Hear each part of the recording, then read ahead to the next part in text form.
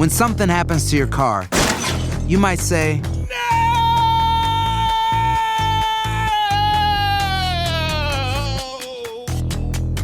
My car! but what you really need to say is something that can actually help. Like a good neighbor, State Farm is there. And just like that, State Farm is there to help you file your claim right on the State Farm mobile app. So just remember, like a good neighbor, State Farm is there. State Farm, Bloomington, Illinois. UFOs and Mitch Horowitz, the Miracle Club. Enjoy. Virgin 76. I saw two bright lights, 11 o'clock, seem to back over to the right and then climb away at speed, at least from our perspective.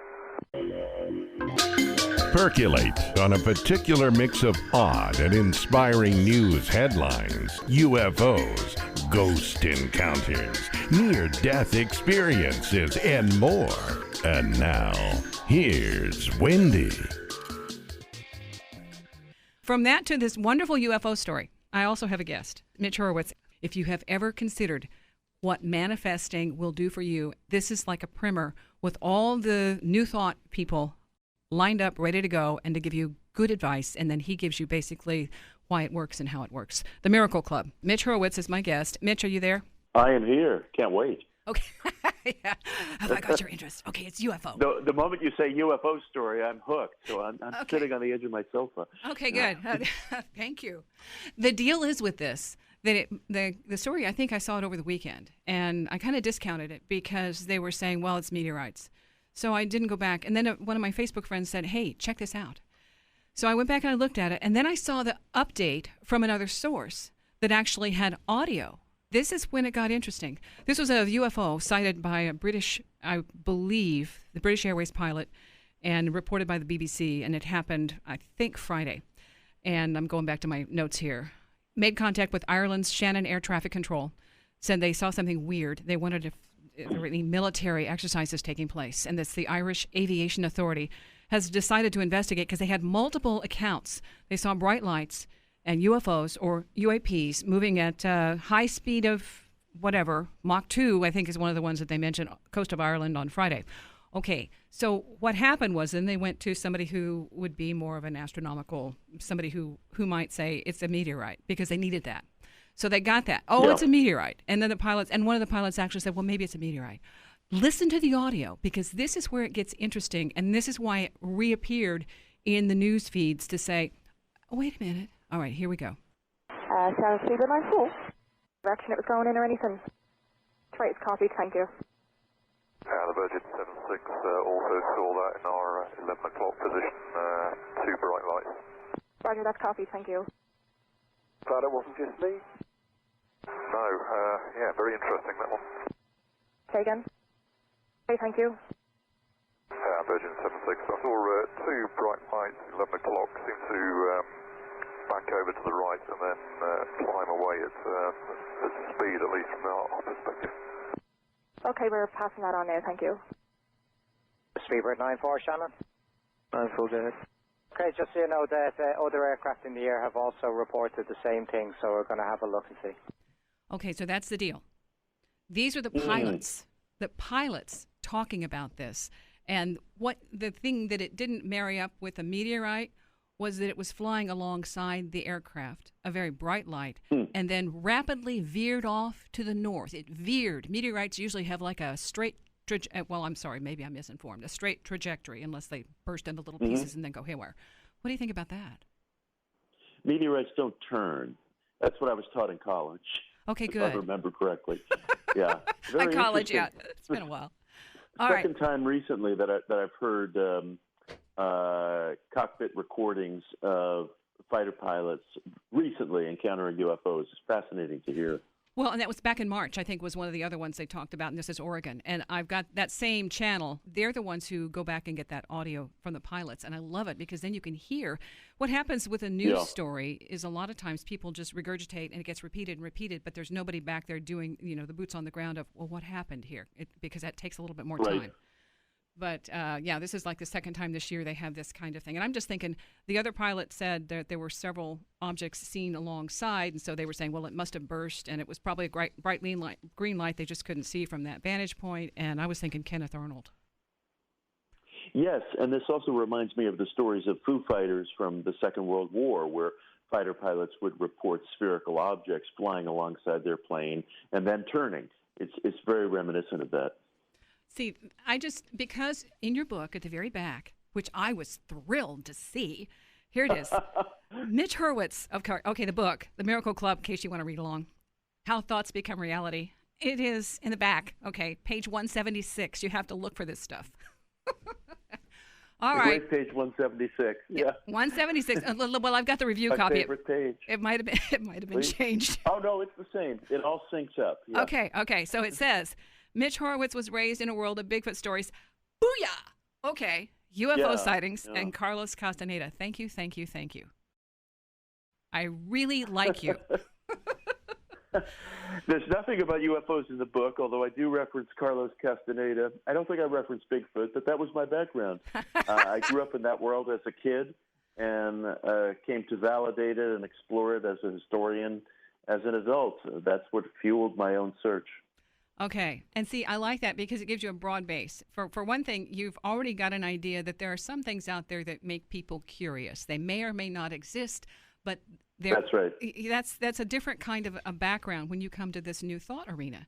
And so when you talk about the hypnagogia and all that stuff, when you get that into new thought, all right, well, there you go. That's all right. It's extraordinary. These worlds meet up. You were referencing hypnagogia. That's a very relaxed state that we're in just before drifting off to sleep. And very serious psychical researchers have found that is prime time, so to speak, for episodes of ESP and telepathy, and sleep researchers identify it as prime time for impressing the subconscious with suggestions. It's a period of time you can use. I try to be very practical about these things. It's a strange world, and sometimes it bends to our wishes. Okay, I want to back up real quick because I didn't give you a proper introduction. So if Mitch's voice sounds familiar, it's because he's done voiceovers and he's done books. Is that you on Amazon in this book? Because I got the audio. I was listening to Amazon. Is that your voice? Oh, yes. That's me. That's me. Okay, I should know, but I just thought maybe I'd clarify. All right. Recorded here in New York City, yeah. The other thing is that you've also been on Dateline NBC, Sunday Morning, CBS, All Things Considered. You have written for important publications that we all admire, the New York Times, the Wall Street Journal, Time, Washington Post says a bunch of good things about you. I'm going to condense that because it's a long thing. David Lynch says, Mitch is solid gold. Okay. All right. I like that. And the Chinese government has censored your work. Really? Yeah. Can you believe it? My previous book, One Simple Idea, which was on positive thinking and the history of positive thinking, was published in China, and I was delighted, and they cut about 1/3 of it. Anywhere that I talked about political figures like Ronald Reagan, who used positive mind philosophy, they cut it because they're very frightened of anything metaphysical getting bound up with politics. Wow. And my book is 1/3 shorter for that reason in Mandarin. Well, I was just curious what would have flagged you on that. My thought was it's individual thought. At one point in your book here, it's the power that God is the imagination, and that's really a hot button issue. A hot button issue, and in China, any talk of religion is scrutinized. But as soon as religion is used to validate the idea of an individual search or to forward one's aims in the world, beyond, the most mundane things, or anytime it's bound up with politics, it sets off the censors. And I didn't think they would pay any attention to this book, but they found it and cut out big chunks of it. It's like, let's get that one out of here. All right. We're going to take a quick break, all right, because we're going to come back and we're going to talk about how this works and the people that you've identified here in the Miracle Club, How Thoughts Become Reality. Mitch Horowitz, PEN award-winning. I get that. That's like a hyphen there. Author of Occult in America. You see, I'm really excited about this. Okay, I'm sorry. It's my enthusiasm. It was Bigfoot. All for it. It was Bigfoot. I want you to do some stuff on that. All right, you got it. You got the chops for it. We're going to sick you on. Let's talk about Bigfoot. Absolutely. Okay, hold on. All right, we're going to take a break. It's Wendy's Coffee House, KCMO Talk Radio.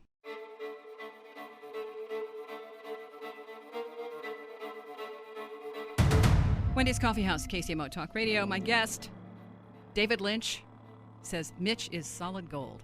That's all you need to hear. There you go. Read the book. The Miracle Club, How Thoughts Become Reality, Mitch Horowitz. Okay, he's written a lot of good stuff. He's known for having very, very good speaking chops, and I've listened to a few of your shows on YouTube. Yeah, okay. You are like the new thought guy now that you've kind of, you're carrying this. That's me. Okay. All right, so into the book. I'm going to skip to chapter 2, right. Power to the People. And this is where you talk about Neville Goddard, and I really like his stuff. I've read the other Azimuth. You know Neville. How wonderful. Yes. Wow. Well, I'm familiar with these new thought people. My grandmother. I appreciate it. Well, hey, somebody pays attention. Yes. I feel seen. I feel heard. Okay, good. See, This is very validating for me this morning. Thank you. Well, when I was little, my grandmother said, now, all you have to do, Wendy, if you want something, is draw a picture of it. Because my grandmother had done this, and it worked for her. And so I drew. Brilliant. Yes. She was. What? I'll share a story about David Bowie. Yeah. When David Bowie was a little kid, this is apropos of what your grandmother taught you and how serious it is, because simple things can be very serious if we really do them and follow them.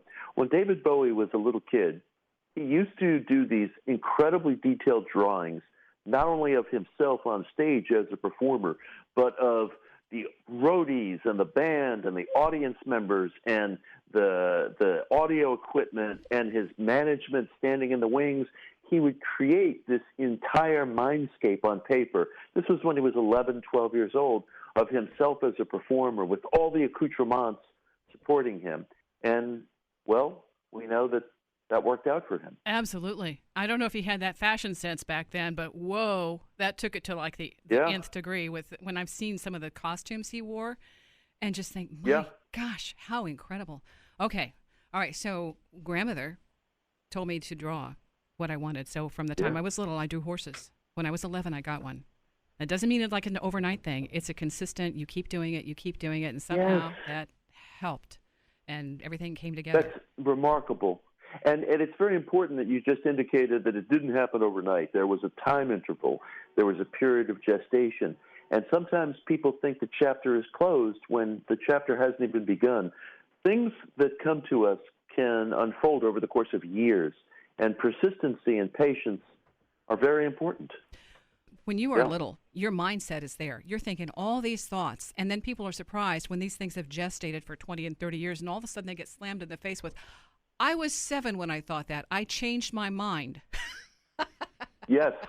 Whoops. It's absolutely extraordinary how the things that we thought of when we were very young can just come upon us in waves. I always ask people to think back to their earliest memories of, say, age 4, age 5, when they might have thought of themselves in a certain way, in a certain job, in a certain walk of life. It's extraordinarily powerful. If you really think back, mental pictures that you held when you were very young can come upon you even late in life in very surprising ways. You have had tremendous success, and you also say that, okay, this is a part of it, and at first you weren't money-oriented, and then you figured, well, why not? I'm just glossing over. And then you actually say what you're worth now and say, like, okay, it didn't start that way, but here it is. And the way you go, you address that in The Power to the People. And this is, with Neville Goddard, there were some people who wrote, and there was a big pile of letters and stuff that were given. I can't remember how it started out, but these letters, one of them from a woman who sounded, oh my gosh, her self-esteem was absolutely in the toilet and saying she was worthless. And you wrote a letter to respond, and I thought that's one of the best parts of the book, your response. Oh, I appreciate that enormously. These were letters that had been written to the New Thought author Joseph Murphy after his death, and I came upon a cache of them, and they were tremendously sad in many cases because people were reciting these affirmations and doing these visualizations, and they weren't getting anywhere in life. And some of them were quite lonely, and some of them had financial needs. And that's part of what moved me to write the book. I love Joseph Murphy, and I love the New Thought movement. I'm part of it. But I feel like it hasn't fully matured, it hasn't fully grown up, and people needed more. They needed more tools, especially tools that can meet people when they are going through periods of suffering. And I wanted to reach out and address these people, even though these letters in some cases were, 2 or 3 decades old. I felt like the movement has not responded to everyone's needs. And part of my reason for writing the Miracle Club was, as hopeful and as wonderful as these practices are, they also are due for some growing up, for some maturing, for some upgrading.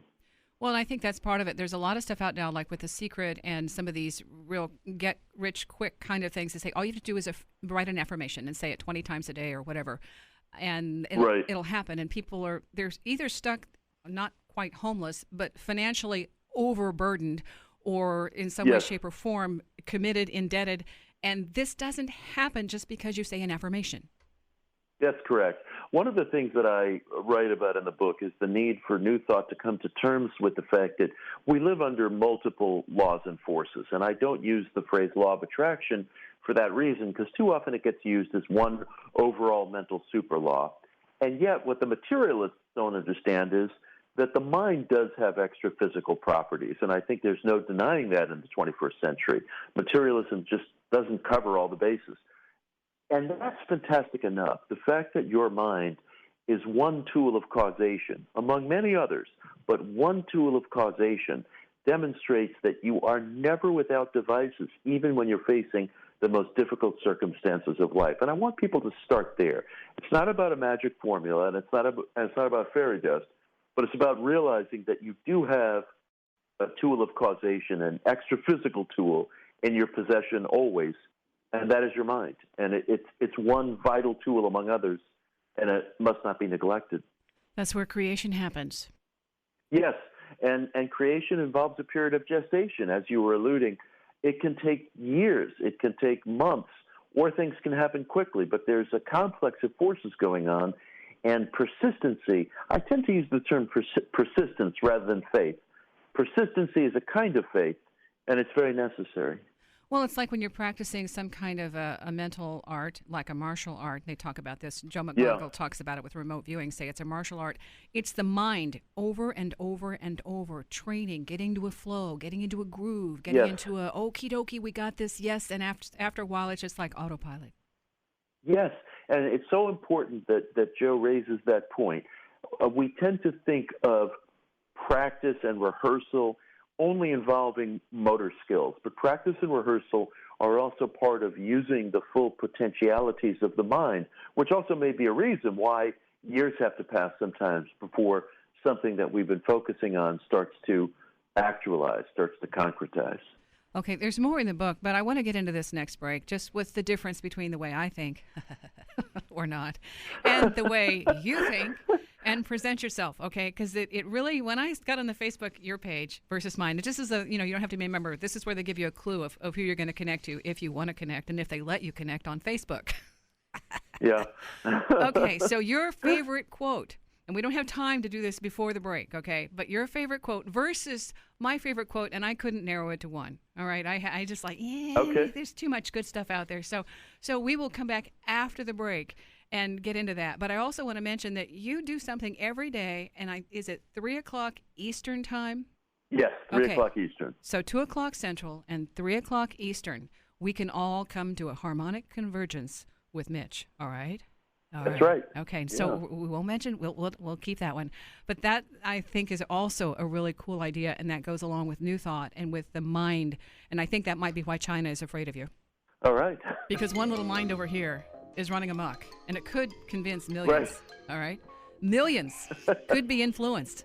So we're going to work on putting our minds together to influence millions, and Mitch is going to sing along. All right. Okay, and Bigfoot will get in here eventually, all right?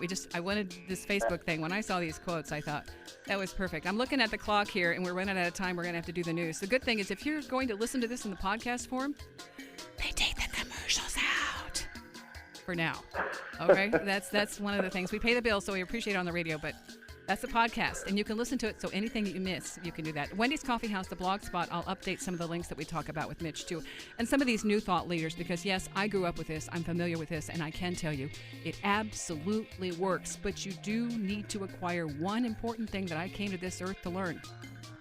Patience. Back in a few. Wendy's Coffee House, KCMO Talk Radio.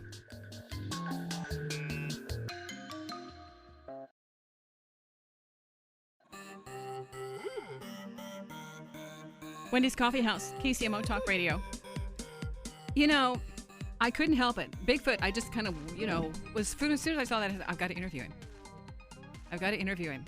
And I'd already had the book. I'd already scheduled it, but I was like, this is a slam dunk. Okay, so Mitch Horowitz, he's very qualified. He's a Penn Award-winning historian, longtime publishing exec. He's got all sorts of clout, okay? So I'm really lucky.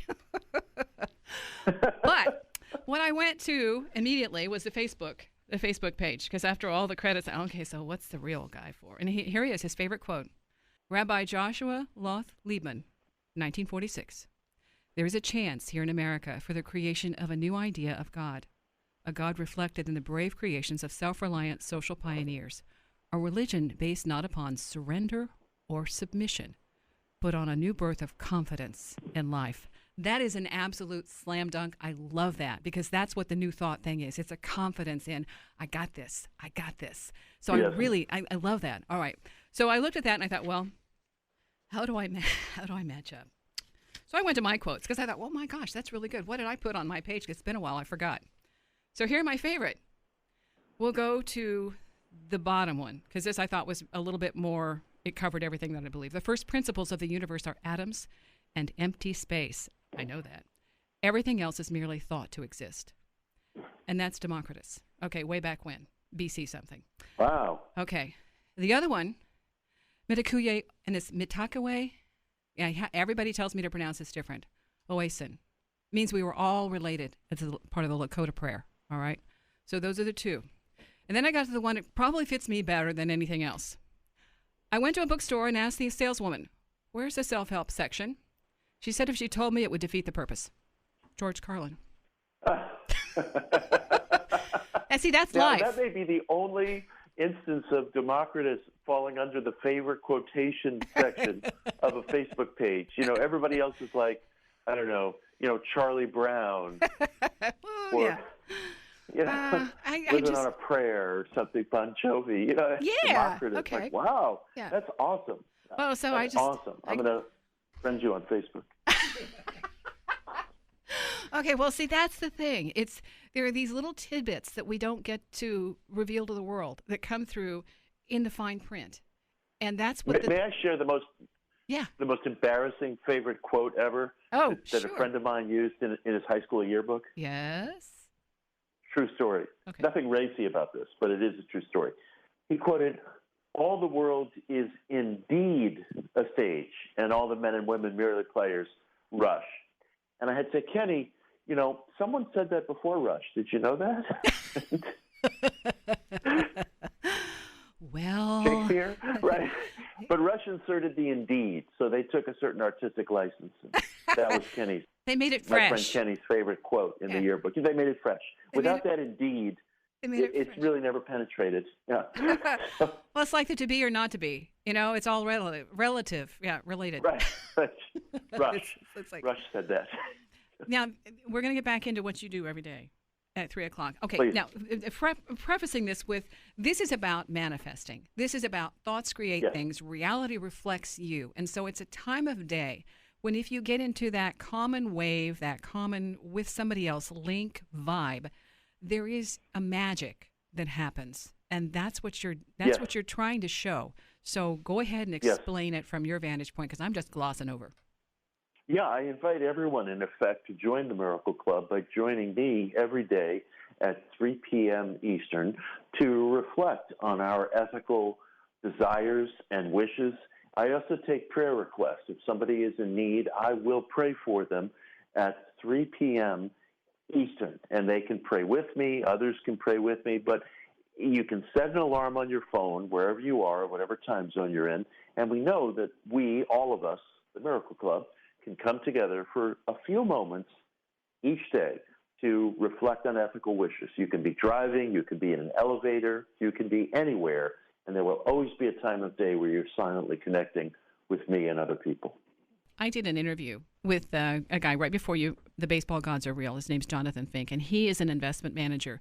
And his whole book, especially when you look at his little experiments that he does in terms of manifesting something and how it plays out, it kind of goes the roller coaster of, okay, we did this, it went down here, it went up there. And he has one on the World Series experiment where he says Game 7. Well, oh yeah, right, it's going to go to Game 7. He buys tickets.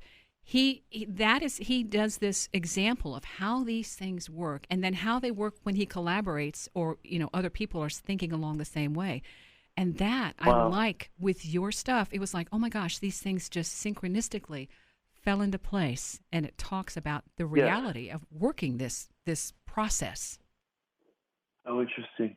Well, I do think that mental resources can be pooled, so to speak, and that in a certain way, we don't really have the great teachers today, but what we have is the group.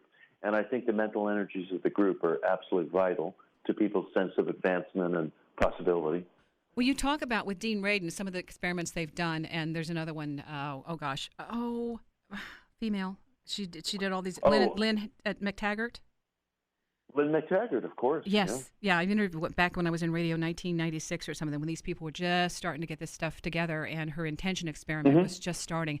Those things are when this happens just one time, when somebody gets a hit as a result, they're like, OMG, how did that happen? Yes. It's incredible. What a lot of people don't realize, and I go through some of the data in the book, is we have clinical lab evidence of ESP and of the extra physicality of the mind. If we don't have that evidence, then effectively speaking, we don't have evidence for anything, because the statistical models that are used in all of our experiments for pharmaceuticals and everything else have been applied to ESP for decades, and they have been juried, and they have been parsed, and they have been done over and over to guarantee that there's no pollution in the data.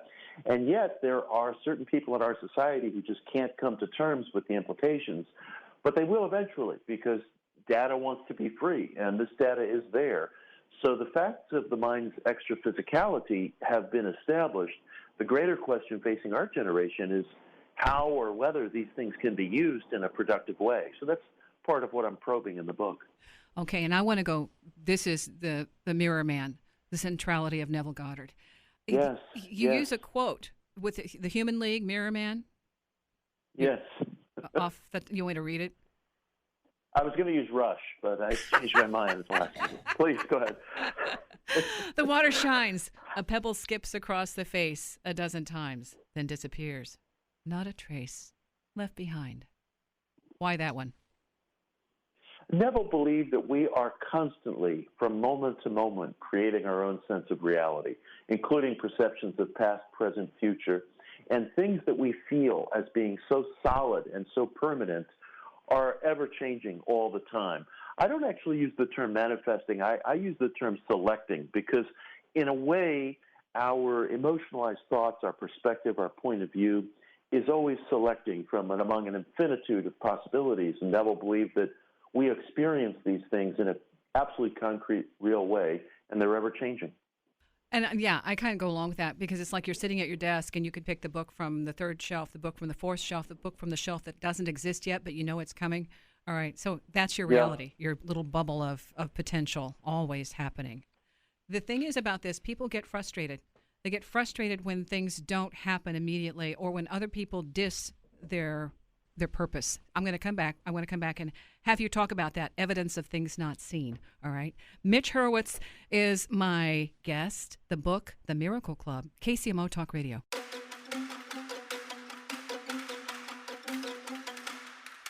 Wendy's Coffee House. Mitch Horowitz, you can check out the website, because I'm glossing over a whole bunch of stuff here. You can also check him out. Medium, I think, is medium.com. He writes, and he's got a whole lot of YouTube presence. So anything you want to know, you can do your own research. I trust that you are up to this challenge, and it's worth it, okay? The payoff is if you actually do some of this creative mind, mental math, whatever it is, however you term it, if you practice this and are consistent and believe that eventually in one form or another, constantly improving, something will manifest, you'll get results. Is that a good start, Mitch? Yes, absolutely. And, it's been observed that the mind is like a muscle, and that's true in all of its dimensions. You have to be persistent, you have to keep going, and things will happen. Chances are something extraordinary will happen, but give it time. You must be exquisitely patient. The challenge with this is when you say it out loud and you tell people, I'm going to do this or I'm going to do that, if you aren't solid, then one little criticism reading somebody's diss on Facebook or on Twitter. It's like, and it just devolves, and immediately, somebody goes into 1,000 pieces and has a little twinkle fest. Sure. Okay, so with a star that goes, that is destructive. And so one of the things that you recommend in some of the various things I've seen out is get rid of people who are destructive or who are negative in your life. And this doesn't mean your mother-in-law, but kind of just pull back, pull back. It could mean your mother-in-law. I was just talking about that last night, actually. Not specifically not yours, yes. Relating to my background, but yeah. I think that nothing is more important than burning your bridges with cruel people. Cruel people not only sap your energies and your abilities, but they throw off your mental resolve, and they distract you with seeking their approval, which will never be forthcoming. But one thing, you always have the choice. You always have the capacity to separate yourself from cruel people. You might not want to live with the consequence, but the choice is there, and it's important for your own sense of self-agency to remember that. You can also separate. You can make the internal vow, and you do this silently. You don't have to go around announcing this to anybody, and it's better not to. You can silently vow to separate within from a cruel person, and at the first possible moment to separate physically, even if you can't do it right away. You will feel a new sense of hopefulness and energy in your life. Separating from cruel people is arguably the most important thing you can possibly do for yourself. And if you're sensitive, there's an energy that goes along with that. And those are the things I do feel. When you're in a room with somebody who's vibrant and joyous and enthusiastic, it's infectious. The same way. Without question. Yeah. When you're with the Linus or the guy who's like, ee, well, that also has its own special feeling. It's very special. I always reassure people that the Miracle Club, in effect, is open to everyone, and your membership is secret. You don't have to tell anybody what you're doing, because the point is not to seek anybody else's approval, but these are your private experiments. And that's it. You do invite people to come along on the ride. This is how it worked for you, the evidence of things not seen. And that's the quote from Neville about it doesn't matter what the world thinks. And that when you were working on trying to get an audiobook, you were just saying, hey, I want to do this. I want to do this. And so how'd that work? Yes. How'd that work? It was amazing. There was an audiobook that I very deeply wanted to narrate, and a publisher with whom I had previously worked was just being silent and then said no. And I felt dejected by the experience, but then I went into an exercise of mental visualization. And I followed this exercise for about 2 weeks very carefully. And not only did the rights to the book that I wanted to narrate migrate to another different publisher, but that same publisher wanted me to do 3 books and had actually been trying to get in touch with me, but his emails had gone into my deep, deep spam filter, and I had never seen them. And the whole thing just unfolded in this absolutely uncanny way. I didn't do anything outwardly to bring all this about, but I visualized for 2 weeks, and everything came together. And I not only narrated the book I wanted to narrate, but I came into a relationship with an audio publisher with whom I now work very closely and regularly. Okay. Can I make a request? Of course, anything. A Bigfoot book? Would that, Oh, how fascinating. I will consider that. That would be a departure. You've got the voice. Well, it's not a departure. It's an expansion. It's like a new wing. Yes, it's an expansion. I like it. I'm going to look into that. Well, okay. I like books on big core topics, so maybe. Well, you took on Edgar Cayce. Yeah, well, not physically, but yes. I've written on Edgar Cayce. He's a person I admire and love very deeply. The Positive Mind Metaphysics of Edgar Cayce. Right, mind as builder, yeah. Yeah, so that part is, I think, a big element of this. Some of it, and I've had these experiences with things that people don't see and people don't believe in, and I don't care, because when I've experienced it and I know it's real, I give people a template and say, look, see for yourself. If you can't experience it, that's not my problem. But if it's out there, somebody's experienced it, and that's what you're showing people with this methodology and working with miracles. I want to ask one more question because we're running out of time. Please. Miracle, biggest one you've ever experienced. Wow, the biggest miracle I've ever experienced, I have to say, is becoming a writer and becoming a public voice. I didn't publish my first books until I was past the age of 40. And I always want that to be clear to people. This isn't some career track that I was on from the very beginning. When my first book contract arrived home, we had just brought our second kid home from the hospital. I was past the age of 40. I had a corporate job, and this stuff took shape in my life because of years and years of visualizing, affirming, believing, along with a great deal of sweat equity.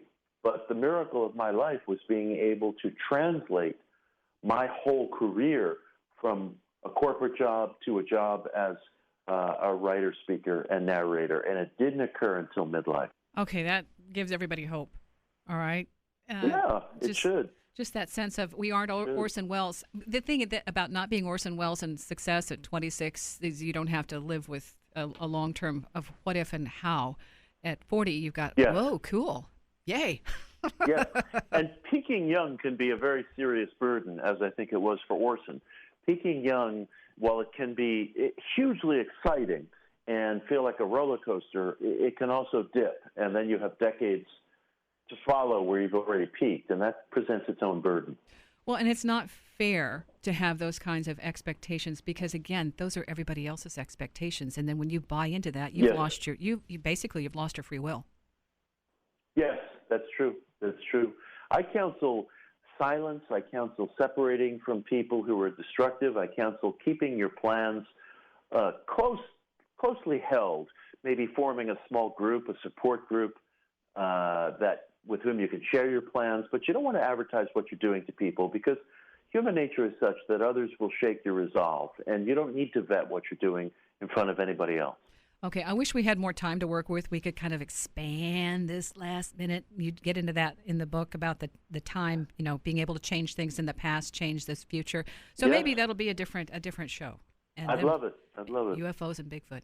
Okay. This has been awesome. This has been one of my most pleasurable interviews, and I've done a lot. I think you are just amazing. Thank you. Okay, and Flat out. I don't have any money to pay you, but I really appreciate it. I'm sending you good vibes. That's all I ask. The Miracle Club, How Thoughts Become Reality. Mitch Horowitz, and you'll find out all the new thought leaders and the reason it works and how it works, and he'll give you some instructions on what to rule out and what to rule in. I buy into this hook, line, and sinker. I've seen it work. I've seen people recover from cancer, stage 4, and say, what was I thinking before this happened? Because they have such a new sense of freedom. MitchHorowitz.com, that's the website. Mitch, what do you got? Anything? I'll end with one word, try. I want everybody to go and experiment. Wendy's Coffee House Blogspot. Check the links. Thank you for listening. See ya.